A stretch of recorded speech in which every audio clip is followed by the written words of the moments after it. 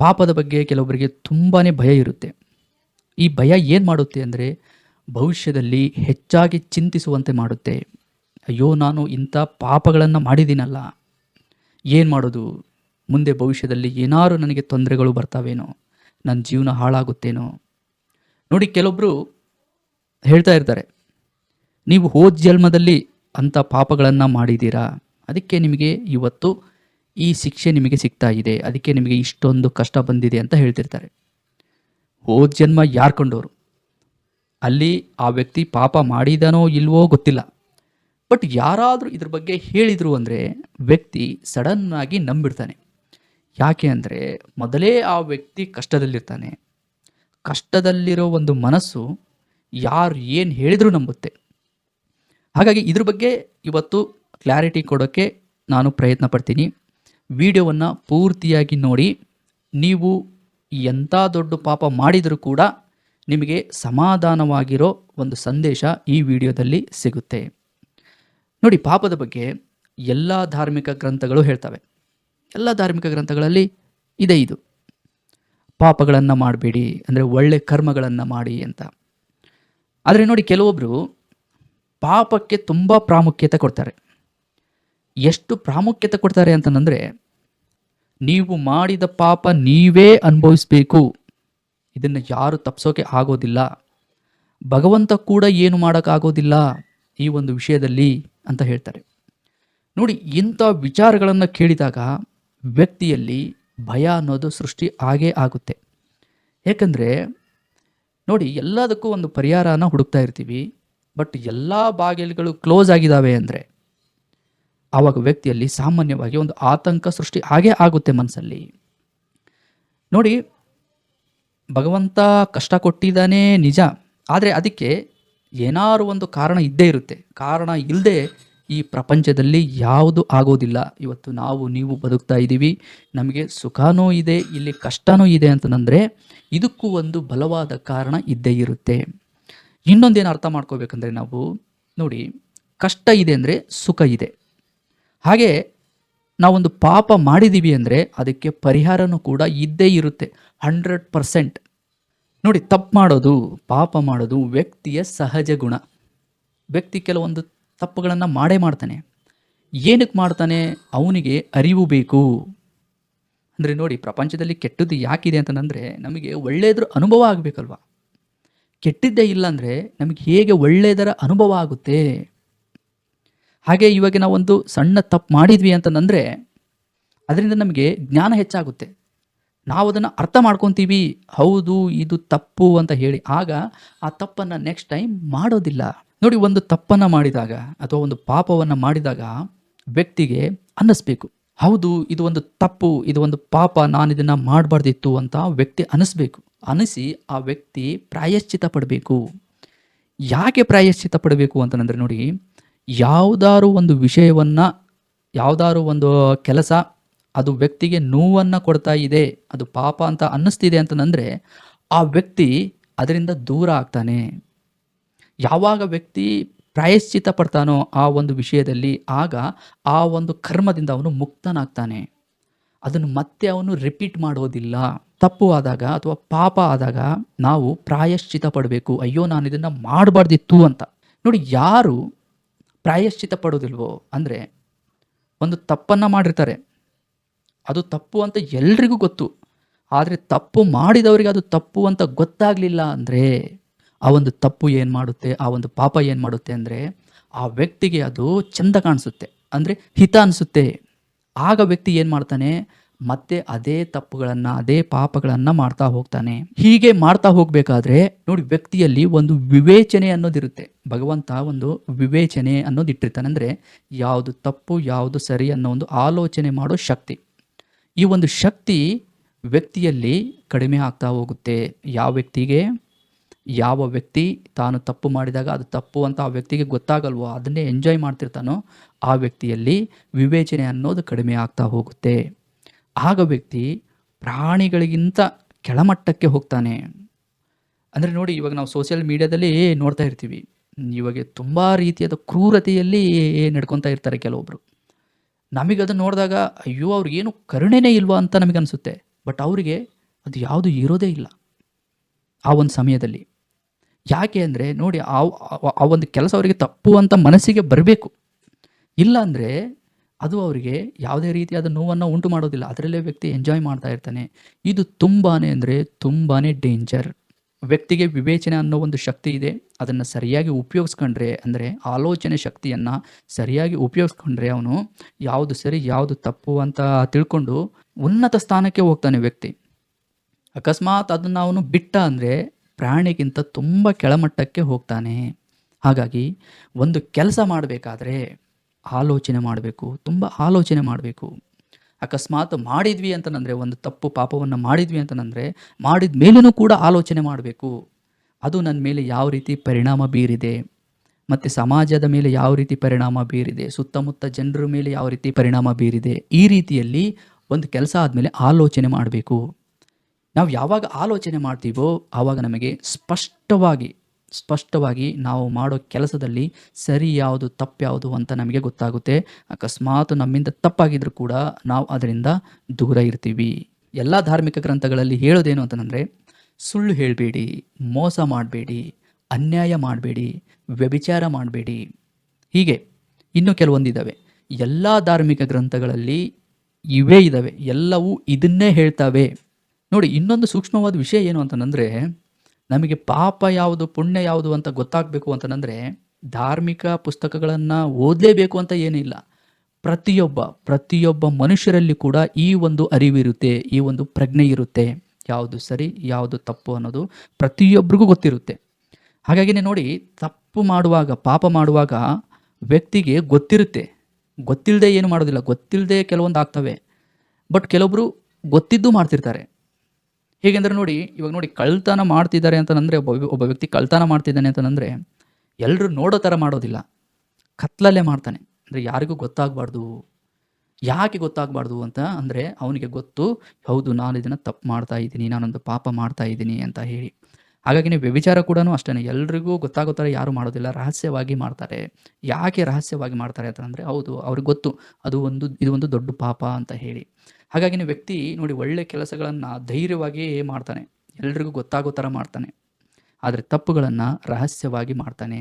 ಯಾಕೆ ಅಂದರೆ ಭಗವಂತ ಪ್ರತಿಯೊಬ್ಬರಲ್ಲೂ ಈ ಒಂದು ಅರಿವನ್ನು ಇಟ್ಟಿರ್ತಾನೆ. ಆದರೂ ಕೂಡ ನೋಡಿ, ಧಾರ್ಮಿಕ ಪುಸ್ತಕಗಳನ್ನು ಓದಬೇಕು.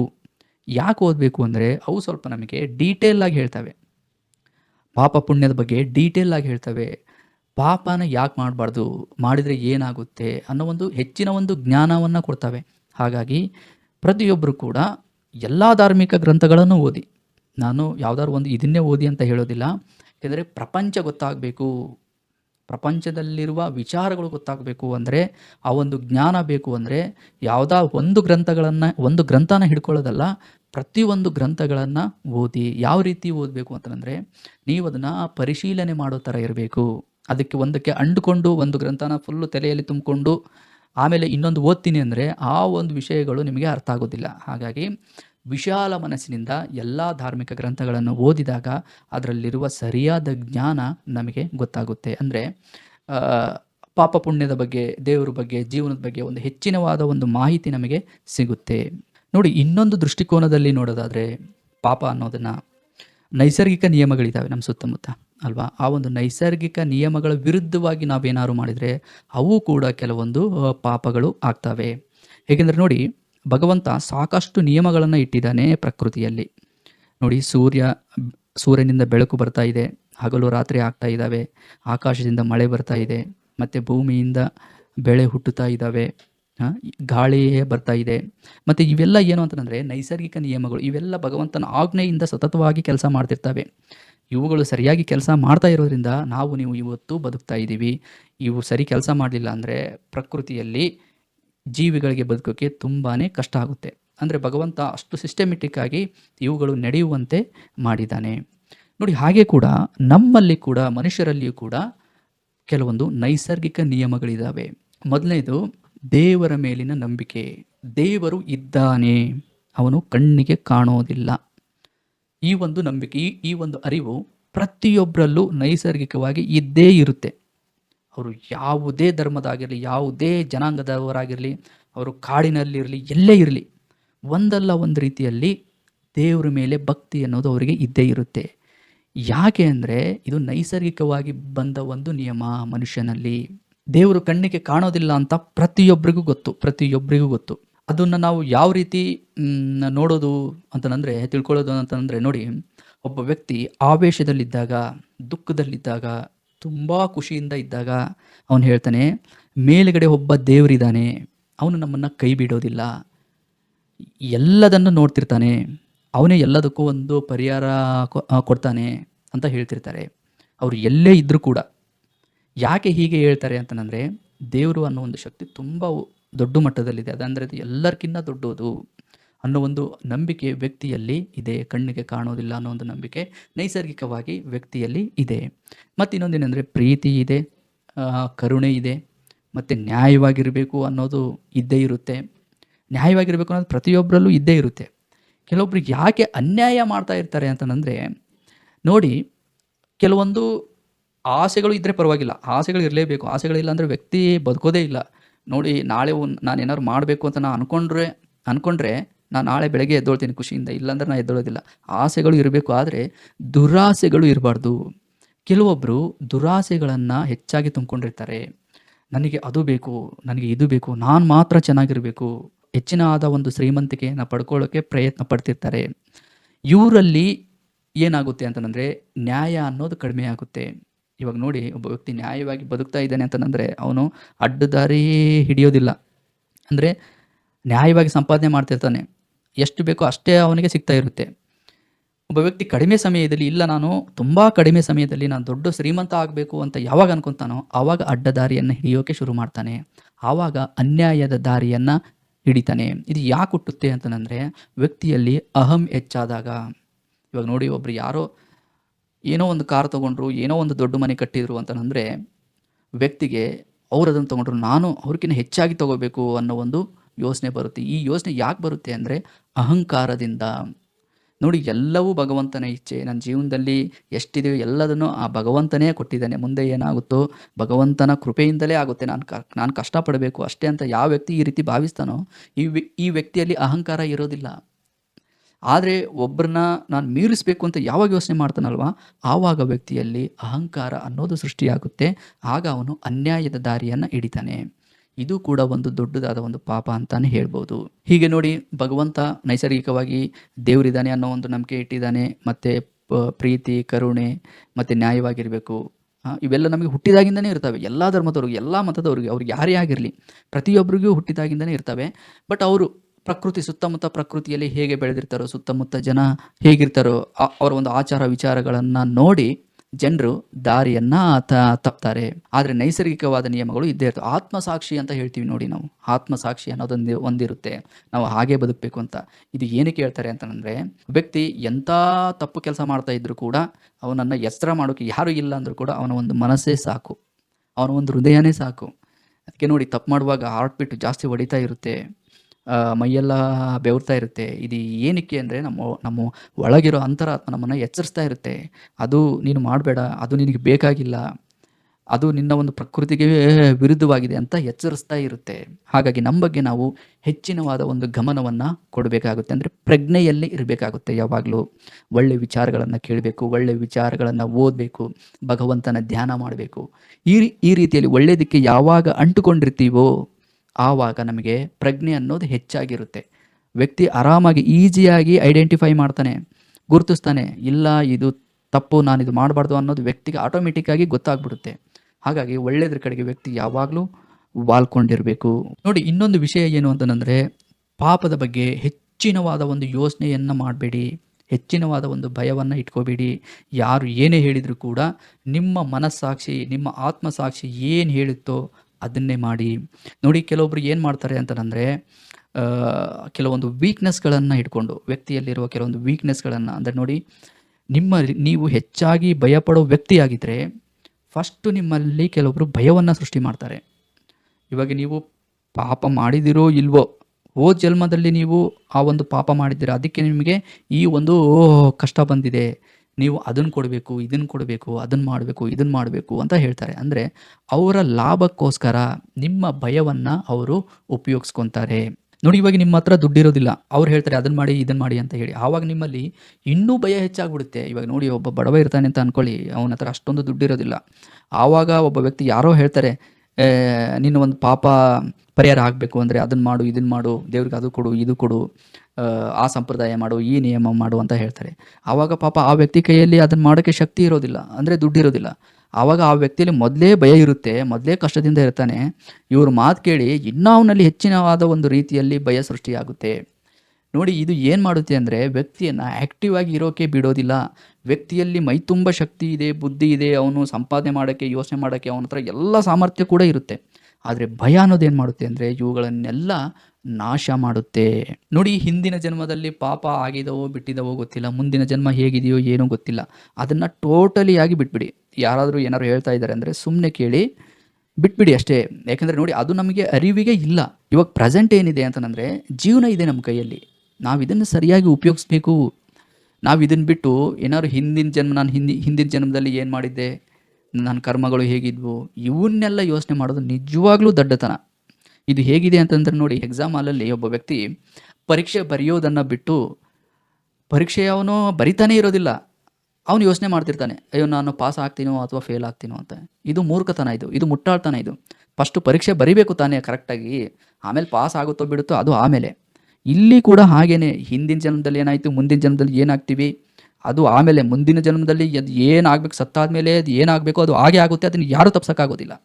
ಆದರೆ ಇವಾಗ ನಮ್ಮ ಕೈಯಲ್ಲಿ ಜೀವನ ಇದೆ ಅಂತಂದರೆ ಈ ಜೀವನನ ಸರಿಯಾಗಿ ಉಪಯೋಗಿಸ್ಬೇಕಲ್ವಾ. ಬುದ್ಧಿವಂತರು, ಪ್ರಜ್ಞಾವಂತರು, ಜ್ಞಾನಿಗಳು ಹಿಂದಿನ ಜನ್ಮದ ಕರ್ಮಗಳನ್ನು, ಮುಂದಿನ ಜನ್ಮದ ಬಗ್ಗೆ ಯೋಚನೆ ಮಾಡಿ ಸಮಯವನ್ನು ವ್ಯರ್ಥ ಮಾಡೋದಿಲ್ಲ. ಈ ಜೀವನನ ಚೆನ್ನಾಗಿ ಉಪಯೋಗಿಸ್ಕೊತಾರೆ, ಜೀವನಕ್ಕೆ ಒಂದು ಅರ್ಥ ಕೊಡ್ತಾರೆ, ಒಳ್ಳೆ ಒಳ್ಳೆ ಕೆಲಸಗಳನ್ನು ಮಾಡ್ತಾರೆ.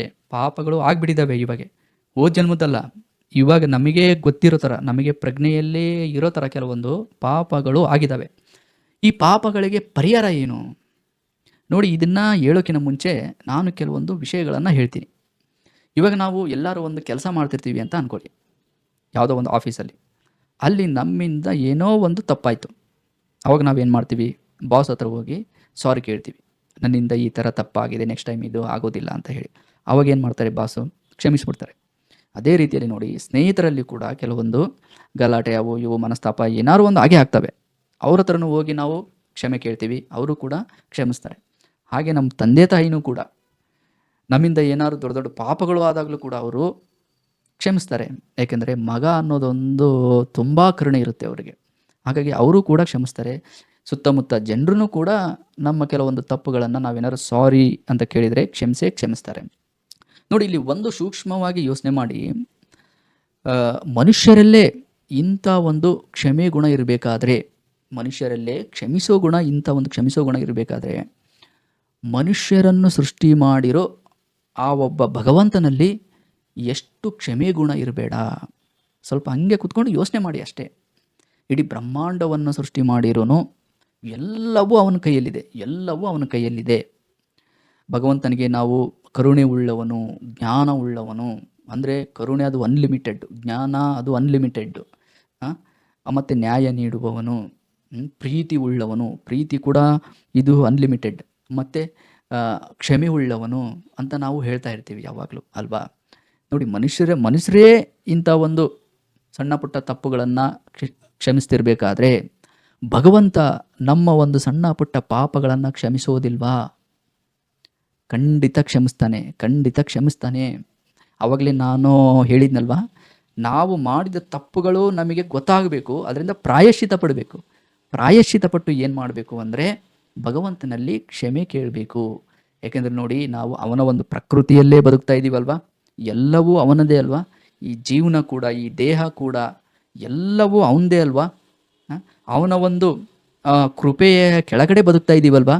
ಹಾಗಾಗಿ ಇಲ್ಲಿ ತಪ್ಪುಗಳು ಆದಾಗ, ನಮ್ಮಿಂದ ಪಾಪಗಳು ಆದಾಗ ನಾವು ನೇರವಾಗಿ ಭಗವಂತನಲ್ಲಿ ಕ್ಷಮೆ ಕೇಳಬೇಕು. ಅವನು ಖಂಡಿತ ನಮ್ಮನ್ನು ಕ್ಷಮಿಸ್ತಾನೆ.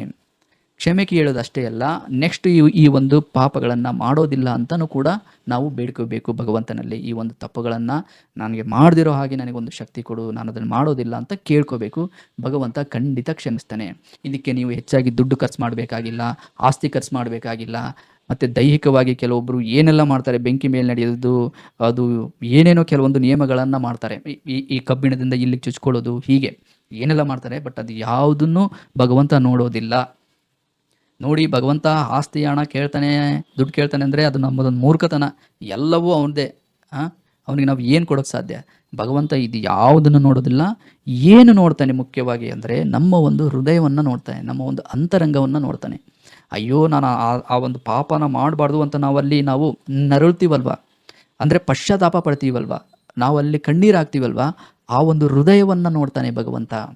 ಆ ಒಂದು ಹೃದಯವನ್ನು ನೋಡಿ ಖಂಡಿತ ನಮ್ಮ ಪಾಪಗಳನ್ನು ಕ್ಷಮಿಸ್ತಾನೆ. ಹಾಗಾಗಿ ಪಾಪದ ವಿಷಯದಲ್ಲಿ ಹೆಚ್ಚಾಗಿ ಯಾರೂ ಭಯ ಪಡಬೇಕಾಗಿಲ್ಲ. ಹೋದ ಜನ್ಮದಲ್ಲಿ ಹಂಗಾಯಿತು, ಮುಂದಿನ ಜನ್ಮದಲ್ಲಿ ಹಂಗಾಗುತ್ತೆ, ಹೀಗೆ ಅಂತ ಯಾರಾದರೂ ನಿಮಗೆ ಹೇಳಿದರು ಅಂದರೆ ಅವರಿಂದ ದೂರ ಇರಿ.